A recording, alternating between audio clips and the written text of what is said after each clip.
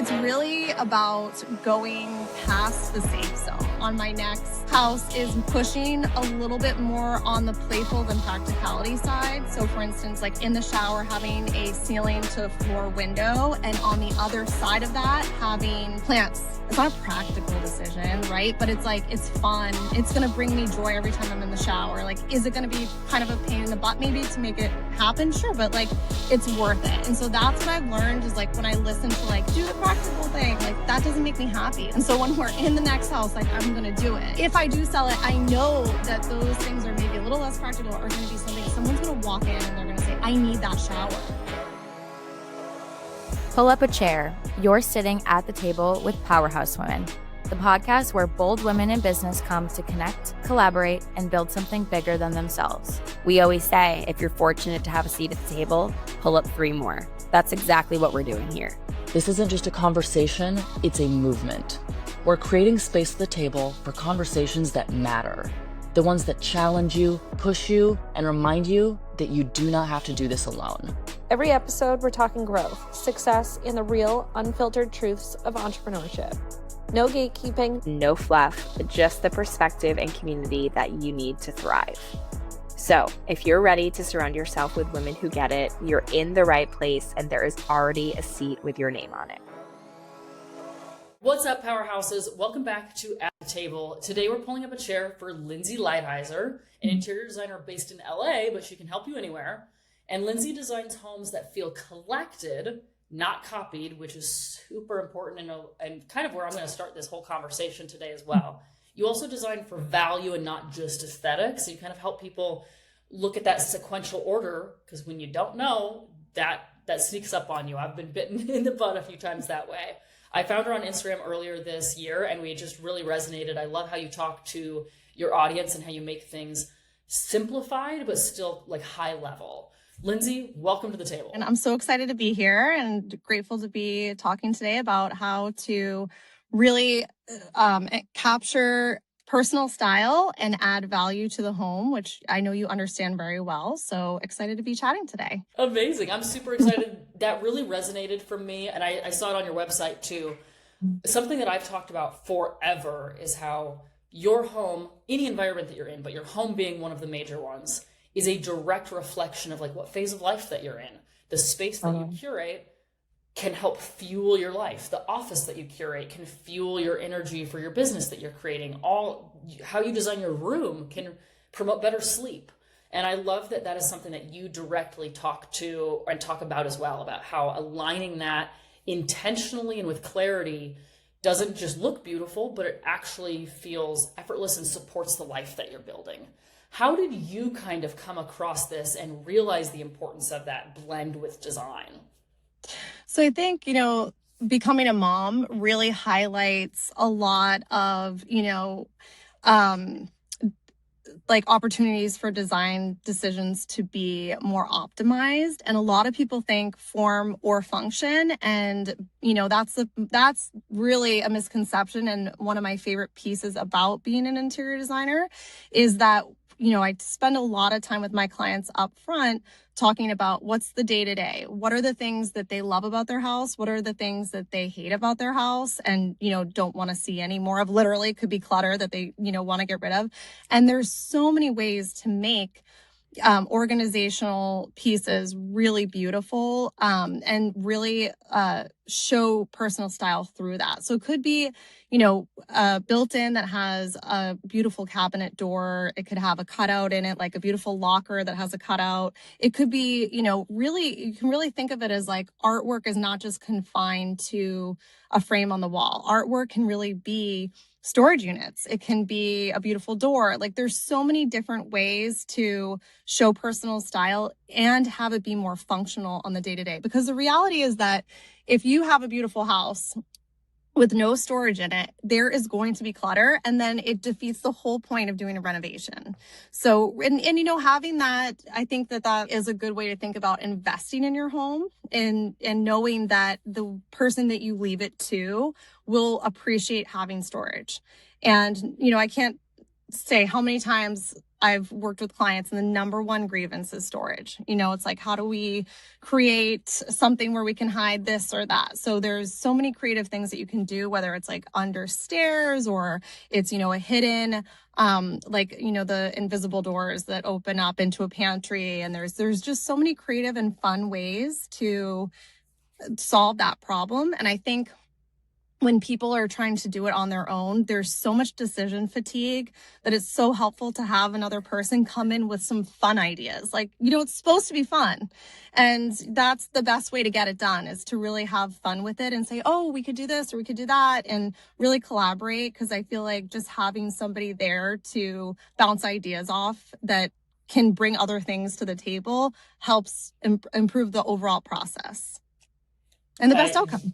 Yeah, I think that's so important. Adding fun back into homes, like adding some color and some soul and some fun, and not being afraid to put your own personality. It's your house. Like, make it exactly what you want. I think so many people, and you probably hear this on the interior design side a lot, there's so many people that preach when you're designing your home for themselves that you need to think about the resale. Yes. And I'm like, well, it's your home first and foremost. And there are so many things that you can do that are very easy to change if you need to down the road. I've personally found that those more bold personality style homes tend to sell quicker and for more. Not always. Sometimes there's some random decisions that will need to be changed, but ultimately they're not that big of a deal. So why are you living in your home thinking about, I heard a great quote that it was, you wouldn't be in a relationship looking at well, what happens when it ends? That's how I'm going to enter this relationship. Totally. Why are you entering into your house that way? Design it for you. Have fun with it. Yeah, absolutely. 100%. That is, you're so right about that. And I think most of the time people are just so concerned that they're going to make a mistake and that they're not going to be able to sell their house. And the reality is that a lot of times, when you go into a builder grade home, it feels more stressful because you're trying to envision how the home can have some soul, because it's so cookie cutter that I think it can sometimes make people nervous that they're not gonna, it's gonna feel so sterile if they buy that home. So having, like you said, the fun home that really has some character and soul to it really helps sell the house, because people feel excited to be in it. And so that's where, and I think people get overwhelmed because they don't know how to have a cohesive color palette, or they don't know how to do it in a way that still reads, neutral, in a sense that it's not going to offend anybody, right? That's where an interior designer helps to come in to say, this is timeless. Maybe we veer away from the chartreuse green. Let's go towards, a dusty palette and maybe some sage green. So there's ways to do it if it's not your forever home, in a way where it will actually help the resale. And the other thing too is, if you think about, and especially here in Los Angeles, where there's now, we had the fires, and now there's so many, there's so many houses that are builder grade that are about to pop up. So when you're looking for a home, the ones that really stand out, to your point, are the ones that are not builder grade, because you're like, okay, this is really turnkey. When I can, move in, and it has some wallpaper on the powder room walls. It has some character. It's 1,000 decisions to make. So really having something done for someone can really make your house stand out and sell faster. It definitely does. And I've even noticed, and I found this with myself as well, I think we've been so bombarded, and probably in LA is similar because we have similar environments and nice weather the majority of the year. Right now it's over 100 and that sucks. But the homes are just white boxes that maybe they put one other material along with white stucco, maybe. Yeah. And then it's just a white box. It's just 4 walls, and then they work a layout within it. Sometimes they don't even do landscaping. They just scrape the lot, and then it's a rock yard or a blank lot for the new owner, but then they're trying to sell for top dollar. And my brain I can't believe that anybody's been buying any of those for as long as they have, and how that they're still selling. But I am convinced that it's all these definitely mass-produced homes that they're just cutting corners anywhere that they can, and they've kind of packaged it as the all-white drywall everywhere, and all the basic, not even a backsplash anymore or anything, not even appliance packages. That's the norm, and it's minimalist. That's how homes should be. They're finished. And I feel like they've convinced people into thinking that like this sterile, white, neutral is the best thing. And in reality, that is a blank canvas for you to come in on. That home is unfinished. And I think if 100%. people understood that more, they wouldn't pay top dollar for the thing that's unfinished. And they would realize like, we've taken so much soul out of the home. Put yourself back into it and don't be afraid to go bold. Totally. Absolutely. And to add to your point about, the sterile white walls, we've gotten to a point where, minimalism has become kind of like the trend that's just been that for a while. And it's like, the pendulum swings too far in one direction, and now it's feeling very sterile. And the thing with the white walls is that it highlights all of the chips and the scuffs and everything. And if it has a high sheen to it, it's going to reflect everything. So say the foundation shifts and there's a crack in the ceiling and it has a sheen, like that is going to be on like a megaphone. It's going to really highlight those imperfections. Whereas if you have, a beautiful like dusty green or a terracotta color, like you can hide a lot of those things. They're not like on a highlight as much. So it actually has longer staying power. So it's like a better investment and to choose one of those like moodier colors sometimes, especially if it's like for a library or a powder room. You definitely don't want bright white in a powder room, right? So it's like, yeah, I want you dark. Exactly. So yeah, and then even more long term down the road, like what I've seen is, because the white kitchen was such a huge trend for so long, and I think we're starting to come away from that finally and go even, now it's white oak, which is like, the next bigger thing, which I think it's just good to move out of the full white kitchen trend, because when people live in a home, you cannot control what things are going to eventually happen that you're going to need for fix or repairs. And one of the biggest things I see is water damage. I don't say the N word, but like, there are, when you want to sell your home and you need to have a certain cabinet replaced because of whatever, if you're trying to match a white, it's like, good luck. Like that is the hardest thing to match. So then you're ending up having to repaint the entire kitchen just to replace a few cabinet doors. So sometimes having, a color is a little bit more forgiving and you can match it a little bit more easily than like some of the real specific whites can be really tricky. That is a great point. There's like a million different shades of white, and you can, that's another thing, is you can still do all white in a tasteful different way, but people just do it it'll be like one shaker cabinet that's all the same all the way around. It's the same quartzite countertop that's all the way around with a little something in it. It's the same white drywall paint. And so it's very two-dimensional at that point. People come in, everything blends together. You can come in and you could do white Venetian wall plaster and then two tones of white cabinetry, and it would still be better. Like understanding that layers don't have to just be like pattern, pattern, pattern, pattern.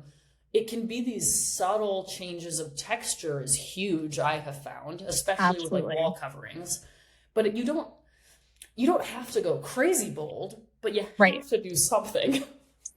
Yeah. I feel like it was like originally, it was like the white shaker with like the quartz, and then it like moved up to like the white shaker with the quartzite. Like I feel like that's like, like what most people default to. But to your point, if somebody's like really attached to like the all white look, I say like, look, okay, let's do white, wooden, and woven, so that we can like have those 3 anchor points in every room, so that it's not reading too flat. So that could be like, we have wall cabinets in the kitchen that are white, and do a beautiful wood island in the kitchen. And so like breaking that up, to your point, to add layering.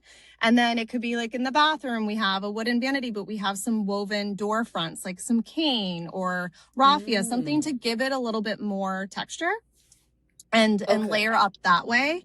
But yeah, I'm seeing like, I love incorporating like the wood with the white. And one step further is to make, if you love white, but you don't want to mix the wood, then maybe go just like a little bit of like a really pretty off-white color, like a creamy, like a light taupe, nothing too yellow, nothing too green, but just like kind of like a lighter taupe color, or taupe. Like, I think that's a really beautiful, update to a kitchen. I think some of those like a little bit more earthy, like natural colors do really, really well. And biologically, that probably is just a sensory thing as well. Like our body and our eyes especially are picking up on things from our environment all of the time. It's so true. Might as well actually build that cohesively with our life and in our house. And we've done the exact opposite. We go like fluorescent lights, ultra white walls and everything. That's not natural for human beings. Like that's not normal. It really isn't. It's not normal. And you're so right. And I think, when now we're in an era of the social media, like sensory overload. So it's really important to like understand how to calm your nervous system when you come home so that you can actually be revived. Like you can actually get some like reset somehow. And to your point, the colors that are found in nature are going to help us to reset because that's what biologically, that's what we're meant to be in. So so when people are really scared of color, I usually just like will guide them to say, okay, like a sage green is really it's so neutral on the color scale. Like it will reset you just by looking at that. And it's also found, it's so prevalent in nature. So kind of thinking of it like that, and terracotta, like things that you would find, the taupe, sand colors, all of those colors, your body is actually really connected with already. So it's an easy thing to incorporate your home. And I tend to feel like those colors read as non-color colors, like more of a neutral than a color itself. Yeah, I would totally agree with you on that. And I feel like they're not very polarizing. I would say there's actually, it's pretty hard to be polarizing with colors nowadays. I remember growing up, like, you have your traditional kids' rooms and one is like a race car blue and you have like red out and you're just a kid and it's fun. Sometimes we go into houses and we're like, okay, we will paint these. Like we'll paint something else. But the majority, I'm like, when you do these other colors, even if they're kind of bold, it might not be somebody's style, but they can come in and for the most part, they can say that color might not be for me, but I can understand what the color does, so I can change the color. Yeah. There's very few people that come in now. I have a few clients that I cannot bring them into a finished house until it is like everything is done because they cannot visualize anything different. But I don't think that's the norm anymore because we have so many things at our fingertips that we get bombarded by, and we have so many experiences now. But those bold colors, most people can even see beyond. So sometimes just presenting it differently, like I like to color wash rooms. Doesn't mean it's the right thing for every room, but if somebody comes in, my office is like a purple color a little bit in the background. It's very pretty. That's not going to be for everybody. Yeah. But we will change that for somebody if we decide to sell. That's fine. Totally. It's going to be okay, but we really like it. We went through 3 color changes in this room and we were like, well, we'll try it. And if we don't like it, we change it. And it might take a few months. And there might be, our outlet covers were uncovered for the longest time ever. We had blue duct tape at different places to finalize it. But just do it. You can change it. It's fine. Absolutely. And that's the thing is, and that's one way when I talk so upfront, talking to clients about the budget, and making sure that we're investing in like the things that cost the most money to invest in, those we can sometimes then go more neutral. And then we can have the fun things be the things that are less permanent. So the wall color, that's like you said, it's easy to change the paint. It's easy to change the wallpaper. So we can have a little bit more fun and go a little bit more extravagant there as far as color depth. And then maybe we go like a little bit more silent on some of the things, like if we're tiling an entire bathroom, floor and ceilings, then maybe we're like, okay, well, we're going to do a mosaic, but it's going to be in a neutral color. And it doesn't have to be white, but it may need to be a little bit more silent than bold so that we don't get tired of it and because ripping stuff out is the nightmare that we are going to avoid for sure. Yes.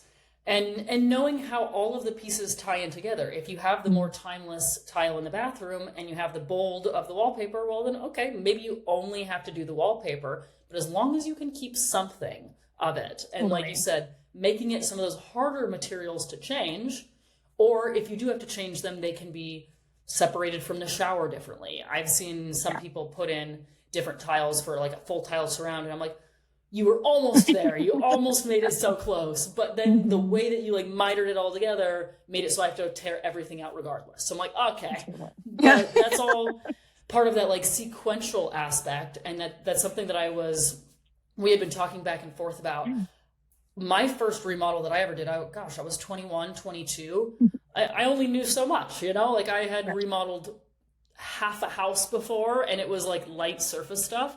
So I had an idea of what I wanted, and I knew I wasn't going to get everything correct.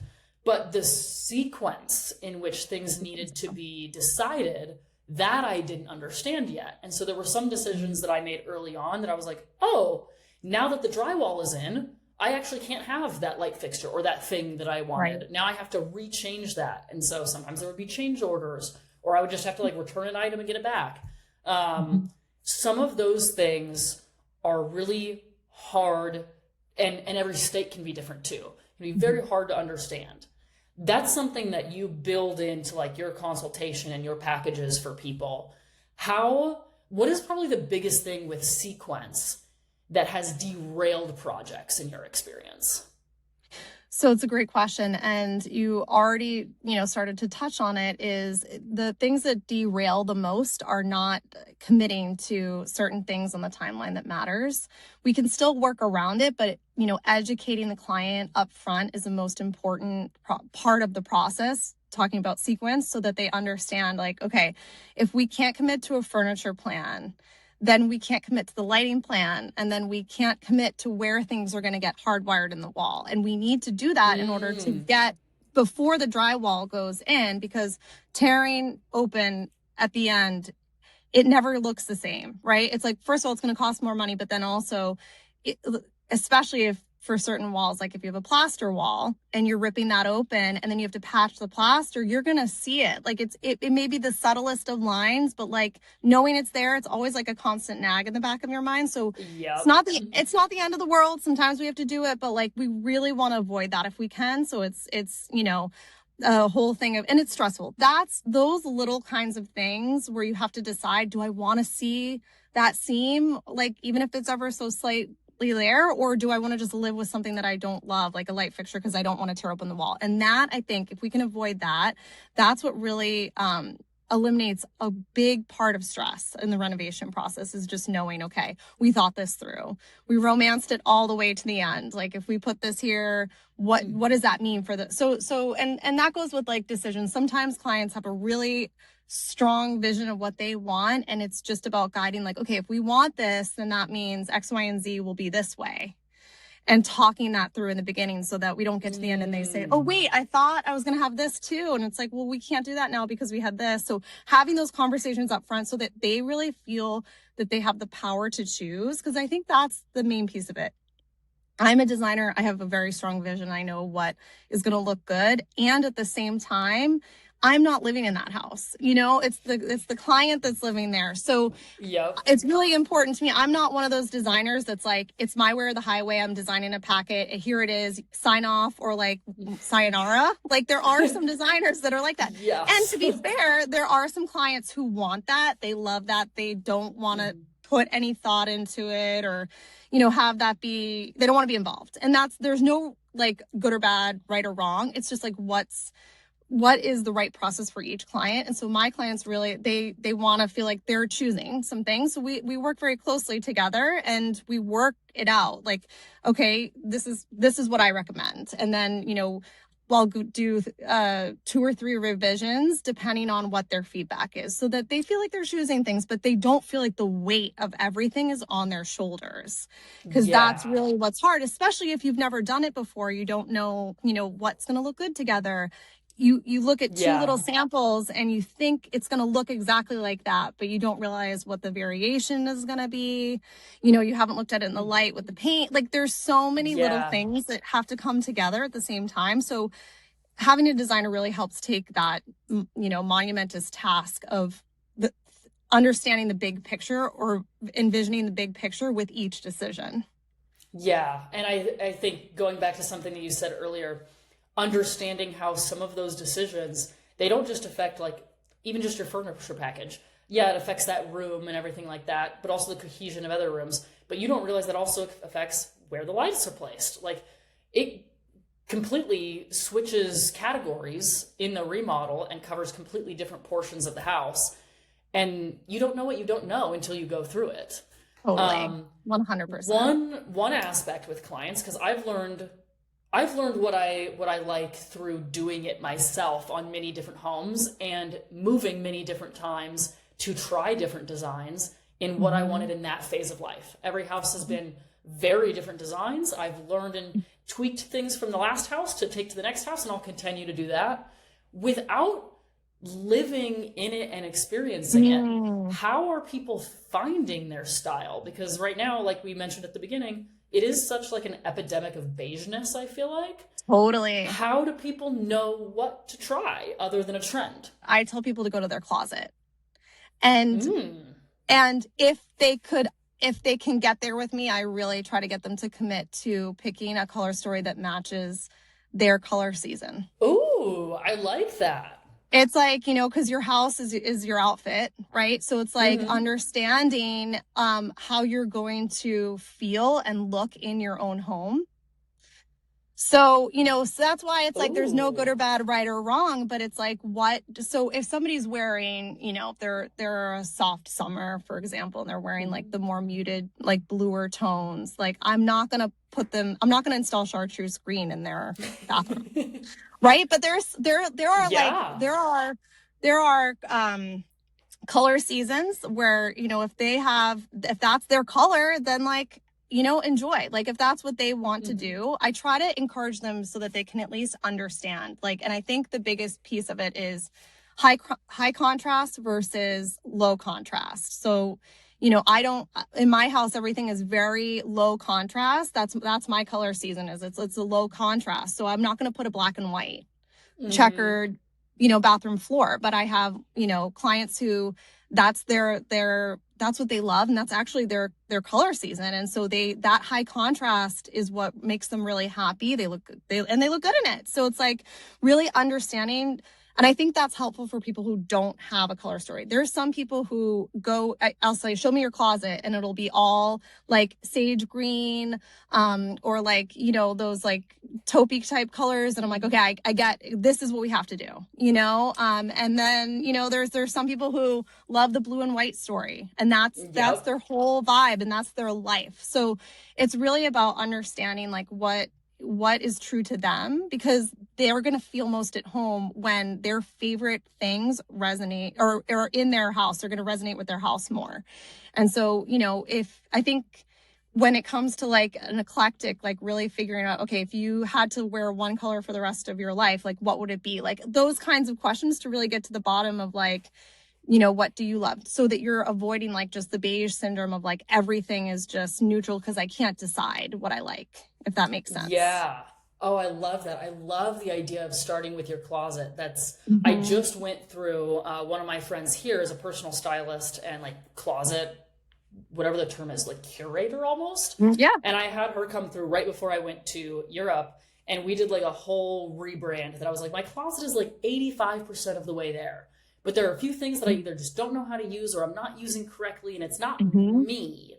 And it was so helpful to have her come in and like really see it as a personal brand. But tying that into the real estate, now I'm looking at it, I'm like, my closet and my house totally match. Like that makes so much sense. And it's such it's like an intimate part of how you express yourself. 100%. And how do you want to be seen, and how do you feel good being seen?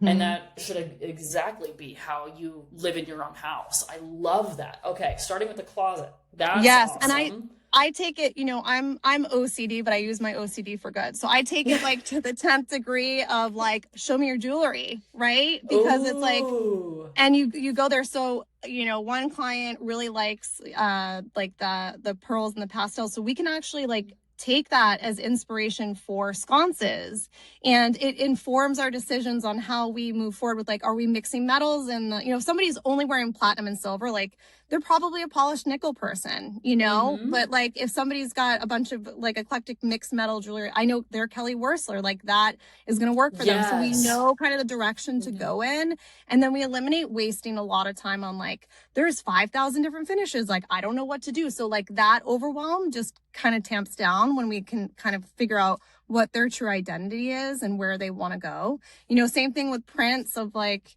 if somebody has, you know, just like ditzy floral prints and they don't have any bold, like graphic prints in their closet, like I'm not going to suggest that. I'm going to go with like the more feminine, soft, like Liberty print.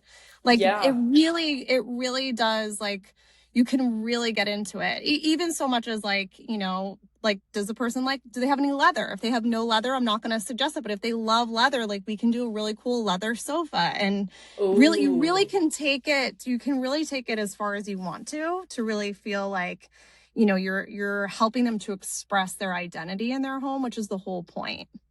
I want more homes to be like a collection of whatever this person's experiences or wishes or dreams are. Like when I go into somebody's home, whether they're selling it or not, when I walk in and I'm like, oh, I now have like this snapshot of exactly who you are, how you live, the vibe that you're curating, like the essence of who you are lives in your home. I get to know that person better. Like I can connect with that person better.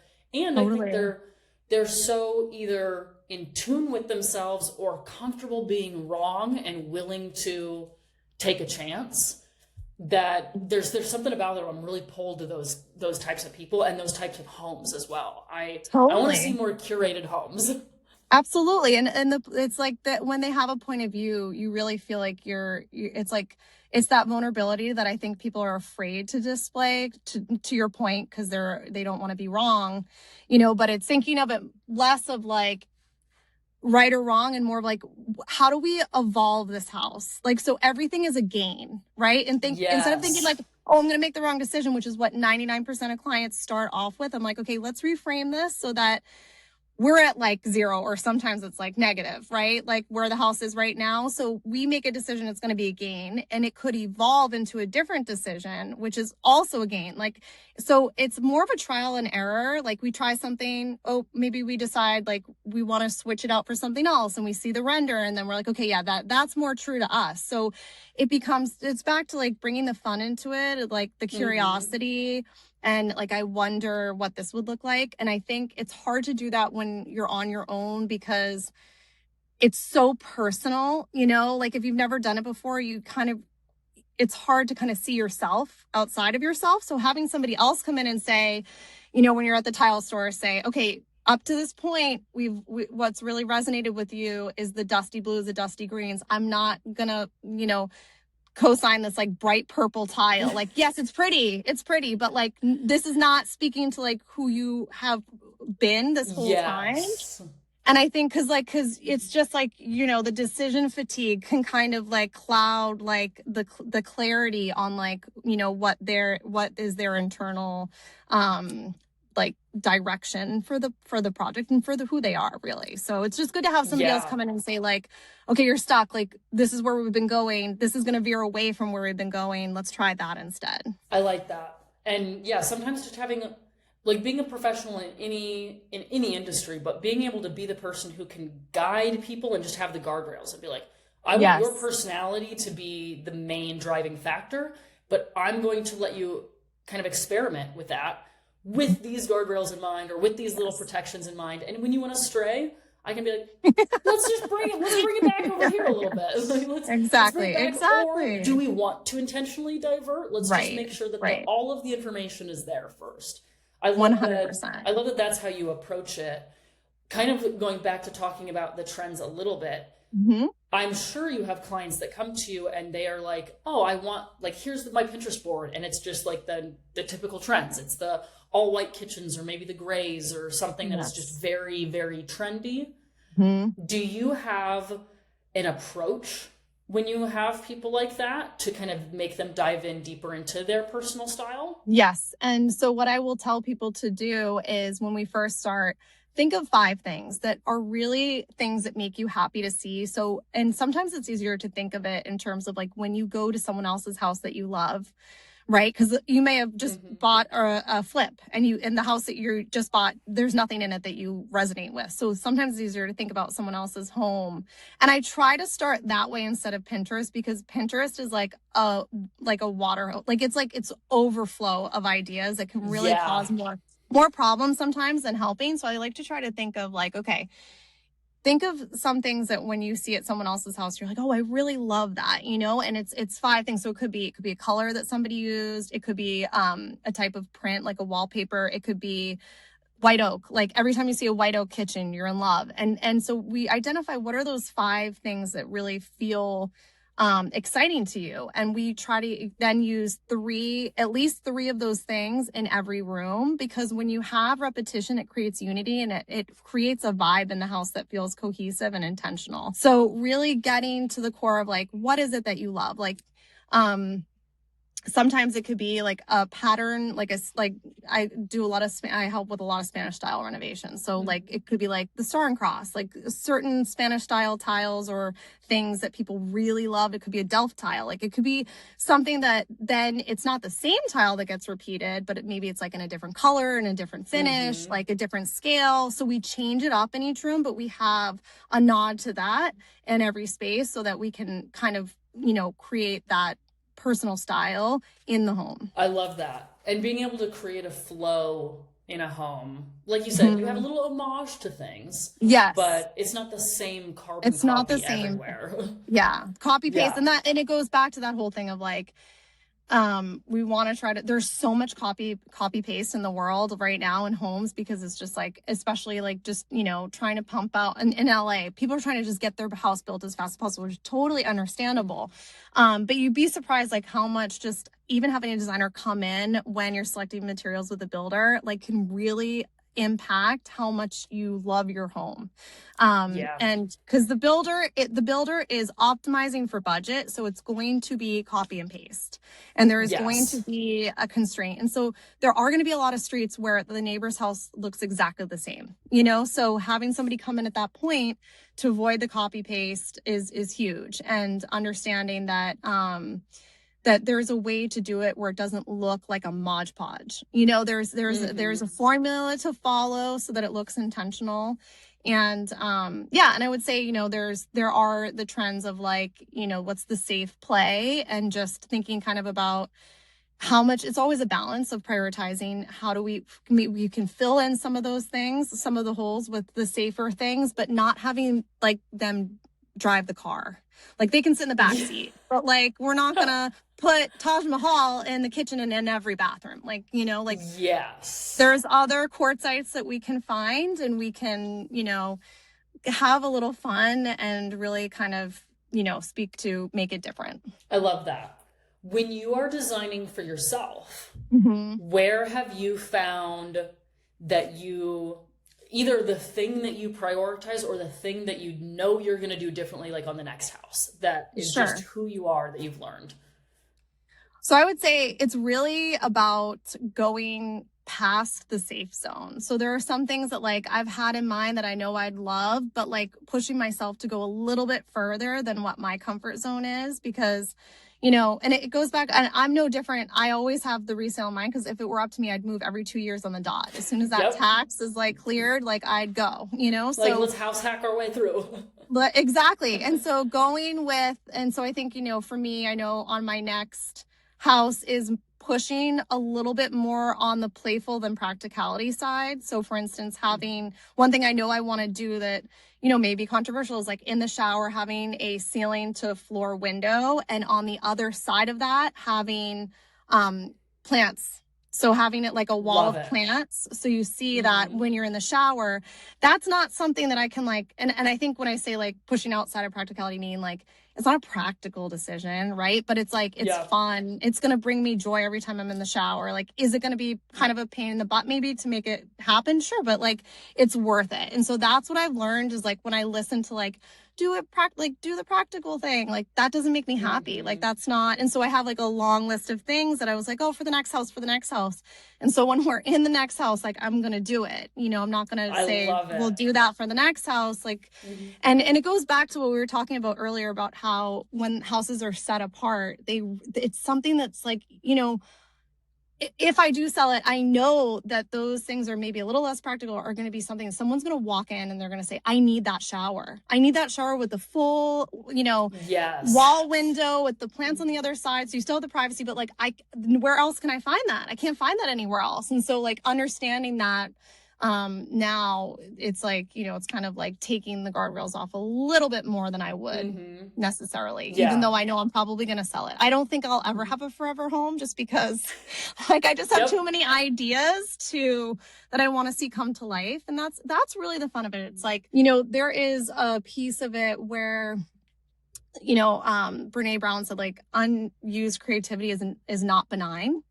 So it's like, that whole, I think when you suppress your creativity to make it sell, it doesn't feel good. You know what I mean? It's like you can make peace with it, but to really be able to say, I really want to like do something that seems outside of the box. And that's where I come in, because I know how to work with the contractor to say, this is what we want. Show me how to get it done. Let's work it through, which is like very intimidating for someone who's never even worked with a contractor. And every contractor works differently. So it's understanding like you don't have to do that process alone. You can have guidance in that.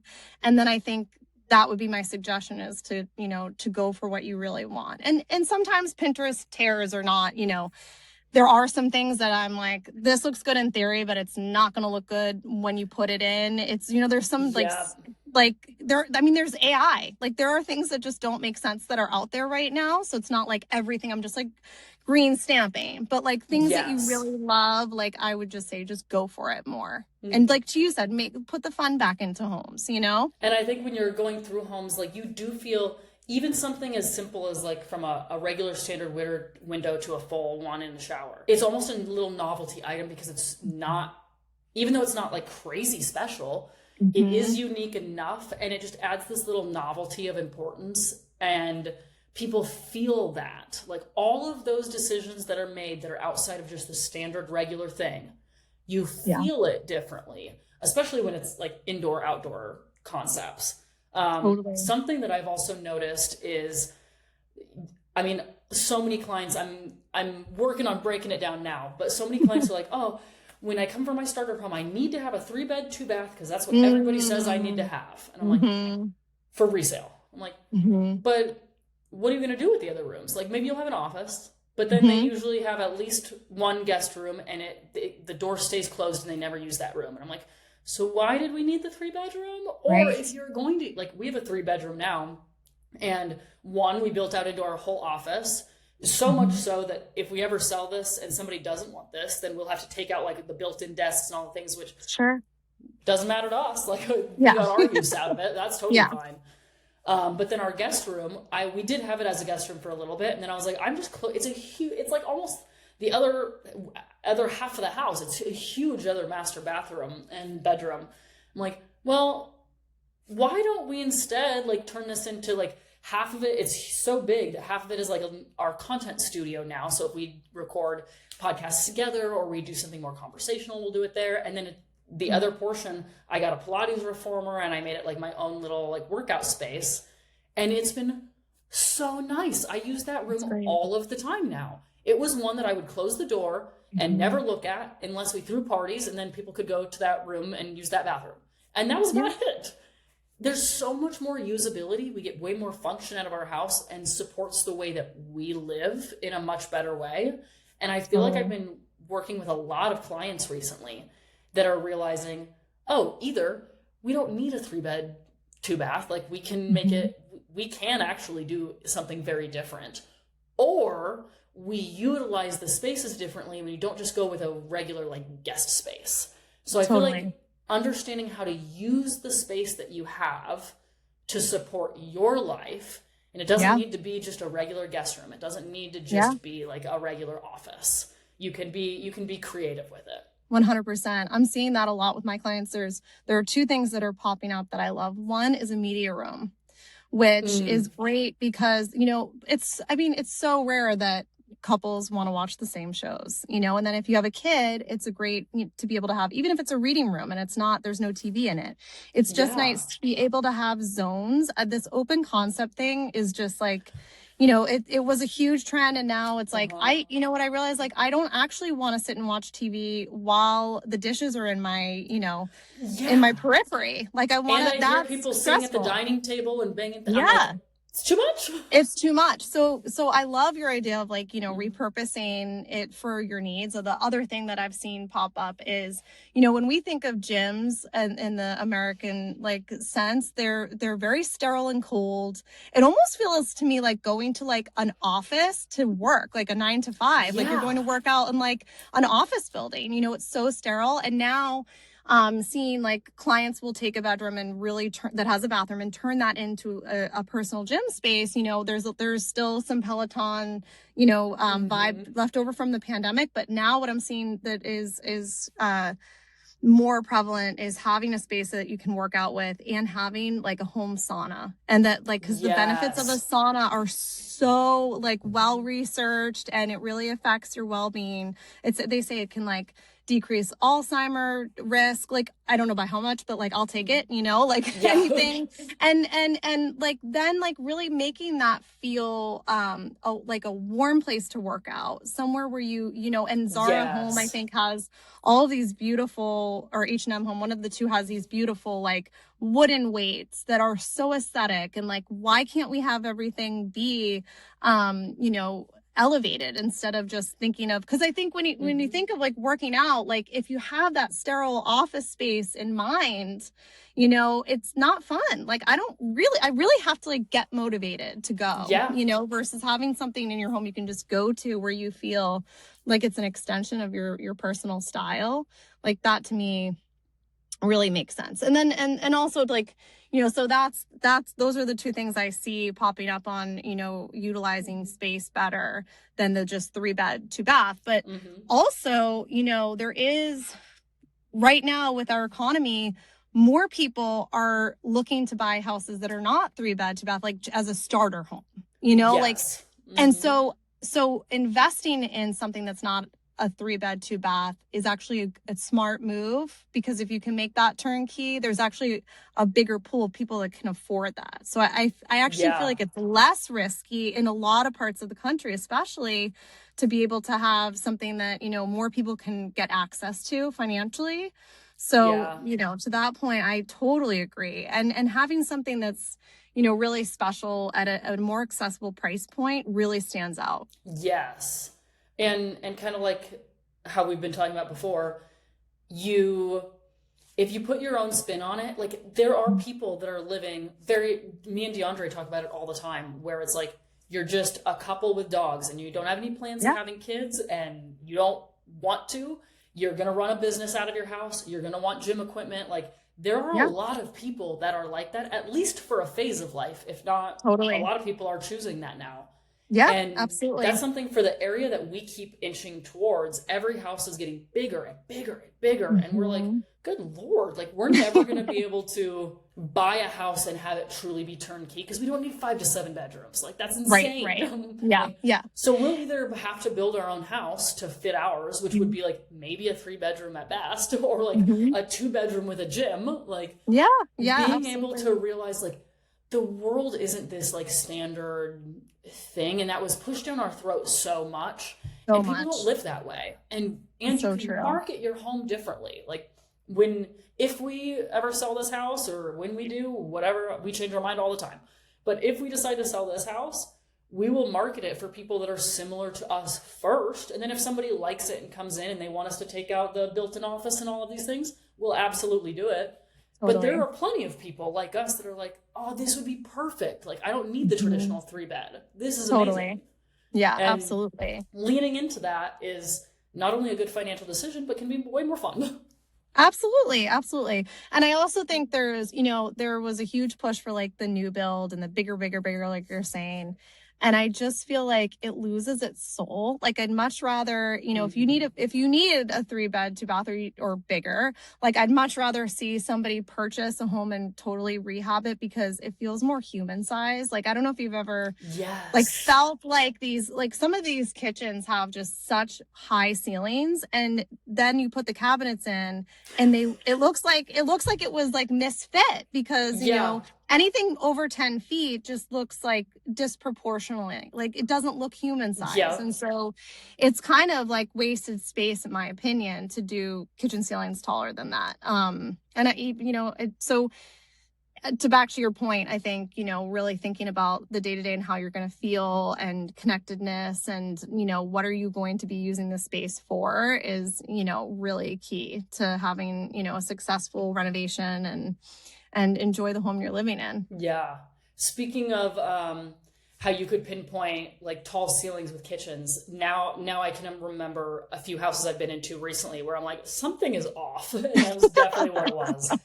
Yeah. With that in mind, what are some other things that you go into with houses or see in designs that right away you're like, oh, if this would have been done differently, it would have made a difference? Number one thing is space planning, is when people, and I think it's something in LA, but an example would be not thinking about the day to day. So if you're renovating an older home, a lot of times there are exterior doors on multiple walls in the house. Mm-hmm. But that takes away having, that access. It takes away from the space planning and the versatility of the space. So like having a door to the outside in a kitchen, like I'm 99% of the time going to rip that door out immediately. It's the first thing like I go to see is I'm like, is there a door in the kitchen? Like, let's get that out of here, because having that footprint, it just eats away at the usable space. But there are some like rules in people's minds that they think we can never get rid of a door. We can never get rid of a window. Like there are some rules from society that has been placed there that aren't necessarily true. And I'm all for light. I love like natural light. You can't beat it. But there are ways to work around that. You can put a skylight in there. You can put a window somewhere else, but having the square footage to be the most efficient for how you're going to use a space, there's nothing more important in my mind. And so that would be like the number one thing I would say that I see that people kind of cling to. And then it's always it's a kind of bit of a back and forth. And then at the end, they're like, oh, it makes such a difference. Like we can put a refrigerator here. It's like, it's like extra countertop space. Oh, now we can have an island instead of a peninsula. Like there's so many instances where it has such like a gigantic effect on how the end result is, and the versatility of the space. So I'd say that's the number one. Yeah, a huge difference. And then I would say, the material selection is really understanding like I really do push my clients to spend on the more natural materials. I am not a fan of the man-made quartz. It's like that white countertop with the big gray streak. Like I would be happy to never see that again in my life, and yes. And it's rough. It's like, woo, and I think, people just immediately say, well, I can't afford marble, or it's not even necessarily that they can't afford to buy the marble, but they can't afford the upkeep, because it is such a soft, precious material. But there are ways to work around that. Like you can get tough skin and you can put like a sealer on top of it so that it is protected and it's not going to get stained or etched or anything like that. And there's different things that you can do to make sure that your investment is going to last versus, going kind of spreading everything thin. Like I'd rather spend a little deprioritize something else and put the money, like not all things are created equal. Yeah. So understanding, where can we put the natural materials, and then, where can we kind of save on some other things. But yeah. I like that concept. And knowing when and where to position them. I think some people get overwhelmed and they're like, well, if we can only do it in the kitchen, then what's the point? And you're like, totally. No. The kitchen is like that and the master bathroom and powder bathroom. Those are great areas to do those things with it. And then you can combine it with something different elsewhere. It's so true. I think that goes back to like the matching that people have. Like they feel like you can only have, with mass-produced homes, even when you can make the selections, you have like 7 selections max, and that's throughout the entire house. And I think that's what they're used to. And when you're redoing your own house, you have 7 selections in like in one square like box. Like you have so 100%. Many decisions to make. Yeah, it's so true. And I think I would say I always like cringe when I see like build and design on like a construction site. Like it's like one and done type thing. Like because to your point, like you get such a tight constraint, and it's just like, you can't blame the builders either, right? Like their number one interest is going to be the bottom line. So their interests and then the homeowner's interests are not, they can't be completely aligned. So, and that's just to be fair to them too, that's their business. So, I think, that's kind of where you got to kind of say what are the things that are most important and prioritize those. Definitely. Well, I don't want to take up too much of your time, and we've already blown through so much, and I think we could keep talking the whole time. Yes, but one thing that we do like to end with is a hot take, and it can be related to this. It could be on design, or it could be completely unrelated. Doesn't matter at all. But we like to go through our guest hot take. Okay, so my hot take would be, I would say that wet rooms, like, although it's a big trend right now, but wet rooms are not for everybody. And I feel like that's like a lot of people think it's like, you know, the elevated choice, but it's not necessarily the best in execution. Might be controversial, but yeah. I actually think that's a great point, and that is very, very in right now. Yes, Everybody's it's trying very to fit a wet room in. Yeah. Yes. Yeah. Now I'm going to start looking at all these houses, and I'm like, wow, I think all of them have them. And Yes, totally a lot right. of them have Yeah. them. And I think a lot of people are just running with it. And if you want that look, one way you can do it is you can have a swing door shower that's frameless and still very elevated looking, but have the shower, like have a bigger shower that can include a tub. So that you can get like the wet room look without it being an actual wet room. Yes, I think that's a good point. I think there's a lot of designs that people do, and it's so close. It's almost there. But you need to realize how you live in the house too, how you're using the space. And there are little tweaks that you can make to make it perfect. Totally, absolutely. Awesome. My hot take is just going to dive in to kind of the point we've been making the entire time. I think this minimalism that people have been pushed on, or having minimalism pushed on them, is really just people being afraid of their own taste or being bold. Yeah, I think it's such a good takeaway. And it goes back to like bringing, you know, the fun back into homes instead of being afraid. Yes. Go find your personal taste. Call Lindsay. She can help you. Absolutely. I will have all of her information in the show notes. And we will get you into a powerhouse class with our realtors as well, because I think that would be awesome. We'll do that after summer when everybody's back in town. Wonderful. But thank you so much for spending almost an hour with me already. And I can't wait to see what projects we do. I love it. Thank you so much. So great to chat with you. That's a wrap on this episode of At the Table with Powerhouse Women.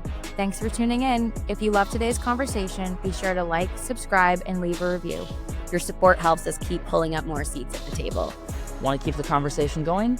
Join the movement at powerhousewomen.com/society. And connect with us on Instagram at Powerhouse Women.